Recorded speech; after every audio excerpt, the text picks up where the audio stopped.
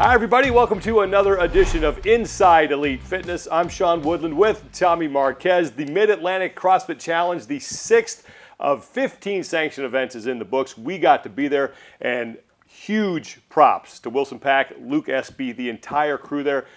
That was a first-rate, first-class event. And, you know, we had the opportunity, Sean, to call the event on the broadcast side, and we have had the opportunity to cover a lot of events, really, and be a part of a lot of different events, and this is without a doubt one of the best. Most importantly, it always stands out to us on the media side is if it runs on time. In less than 24 hours, they managed to put together 2 competition floors, vendor village, athlete warm-up area with a tremendous, well-oiled kind of staff machine, and everyone I talked to on the staffing side seemed generally pleased and stoked to be there, and that speaks volumes to what kind of event they run. And there were some great stories on the competition side, and the best one was on the men's side, where John Paul Hethcock, who literally got in the day before the competition started because Taylor Self had to withdraw, winds up winning the whole thing. He's going to the games. Talk about fortuitous timing. He was going to be there coaching his girlfriend who was also competing, and then he gets the call that he gets to compete, and he walks away with an invite to the CrossFit Games. But really, it started on Friday. There was just one event. He finished that event 10th, which was just enough to get him into the top heat for all of Saturday before they would reshuffle once again. And once he was in the top heat, he really shone. He had half of the events he finished in 5th place or better. He had 5 finishes of 3rd place or better. And what stood out to me, Sean, was really when the chips were on the table in that final event, him and Will Moore had gone rep for rep. He outdueled him and got his first event win to kind of shut the door and seal the deal. That's a CrossFit Games level performance, and I was super impressed. Probably the best comeback story this year. Oh, it was fantastic. I mean, he even said that it was nice kind of just having no pressure on him whatsoever. He went out there, he executed, and John Paul Hethcock going to the CrossFit Games. On the women's side, we're still not 100% sure who's going to wind up with this invite.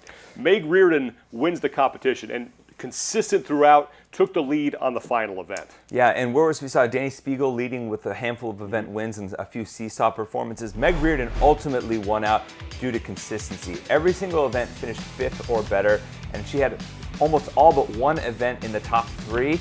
That's just what we look for in CrossFit, is consistency over time ultimately wins out as the test broadens, it gets more extensive, and it's a nice result even if she doesn't choose to use it, for Meg Reardon, who will be potentially going back to the games as an individual for the first time since 2016. And she has also said that she may try to qualify on a team. And that means that Paige Semenza, who finished 5th, she would be next in line for that invite because it gets passed down.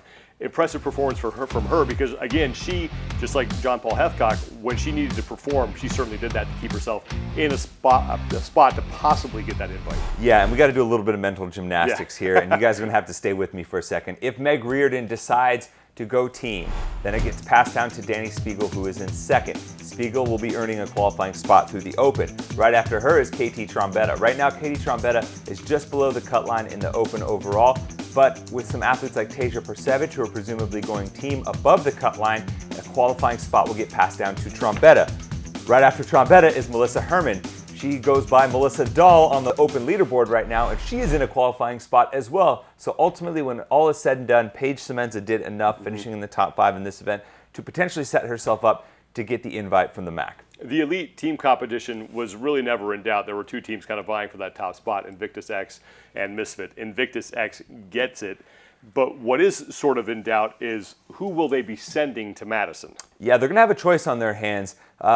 Right now, one of the athletes on their team for Invictus X is Chantel Loner. She competed this weekend for the MAC, and by rule, she has to be included on the roster for the team once the invite gets sent out. However, Loner has also earned herself a qualifying spot from the Open, and I spoke to some of the teammates, specifically Jen Dancer, who was a part of that Invictus X team last year, and she said that the team is pushing for Chantel to take that individual spot because you don't know if that opportunity is going to show up again, so take full advantage of it. And so right now they have a dilemma in terms of who's going to take that additional spot to kind of fill in for the women.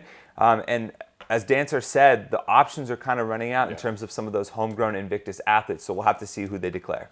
So it was a lot of fun at the Mid-Atlantic CrossFit Challenge, the 6th of 15 sanctioned events. The next two on the calendar take place in 2 weeks. That's the Asia CrossFit Championship and the Italian Showdown. If you haven't already, please subscribe to our YouTube channel, Inside Elite Fitness. You can subscribe to our podcast, Talking Elite Fitness, on Apple Podcasts, Google Play, Spotify, or wherever else you listen to your favorite podcasts. And if you want to help us out here and support the show, head to www.insideelitefitness.com and you can find the Support the Show section.